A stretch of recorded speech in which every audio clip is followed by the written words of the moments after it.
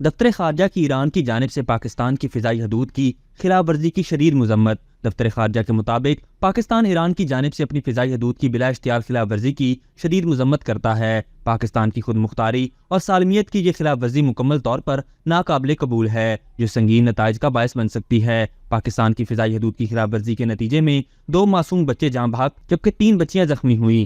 دفتر خارجہ کے مطابق یہ بات انتہائی تشویشناک ہے کہ یہ غیر قانونی عمل پاکستان اور ایران کے درمیان رابطے کے متعدد چینلز کے موجود ہونے کے باوجود ہوا۔ حکام کے مطابق پاکستان کی جانب سے پہلے ہی تہران میں ایرانی وزارت خارجہ میں متعلقہ سینئر عہدیدار کے پاس شدید احتجاج درج کرایا جا چکا ہے۔ مزید برآں ایرانی ناظم الامور کو وزارت خارجہ میں بلایا گیا ہے تاکہ وہ پاکستان کی خود مختاری کی اس صریح خلاف ورزی کی شدید مذمت کریں۔ دفتر خارجہ کا یہ بھی کہنا ہے کہ پاکستان کی فضائی حدود کی خلاف ورزی کے نتائج کی ذمہ داری پوری طرح سے ایران پر عائد ہوگی، کیونکہ پاکستان ہمیشہ سے کہتا آ رہا ہے کہ دہشت گردی خطے کے تمام ممالک کے لیے مشترکہ خطرہ ہے، جس کے لیے مربوط کارروائی کی ضرورت ہے۔ حکام کے مطابق اس طرح کی یک طرفہ کارروائیاں اچھے ہمسایہ تعلقات کے مطابق نہیں ہیں۔ یک طرفہ کارروائیاں دو طرفہ اعتماد کو شدید نقصان پہنچا سکتی ہیں۔ اس واقعے کا جواز پیدا کرنے کے لیے جیش العدل کی جانب سے فیک پریس ریلیز بھی جاری کروائی گئی۔ اس بات میں کسی قسم کو کوئی شک نہیں کہ اس واقعے کی ساری ذمہ داری ایرانی گورنمنٹ، IRGC اور ایران انٹیلیجنس پر عائد ہوتی ہے۔ افسوسناک طور پر اس اربناک واقعے کی مذمت کی بجائے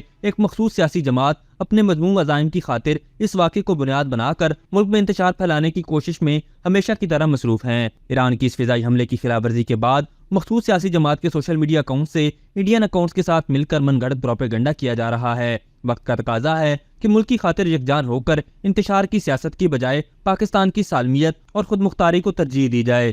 ابھی تک کے لیے صرف اتنا ہی۔ مزید دلچسپ اور تازہ ترین خبروں سے آگاہ رہنے کے لیے ہمارے چینل اسلام آباد انسائیڈر کو سبسکرائب کرنا مت بھولیے، اور اگر ہماری یہ ویڈیو آپ کو اچھی لگی ہے تو اسے لائک کر دیں اور اپنی قیمتی رائے کا اظہار نیچے دیے گئے کمنٹ سیکشن میں ضرور کریں۔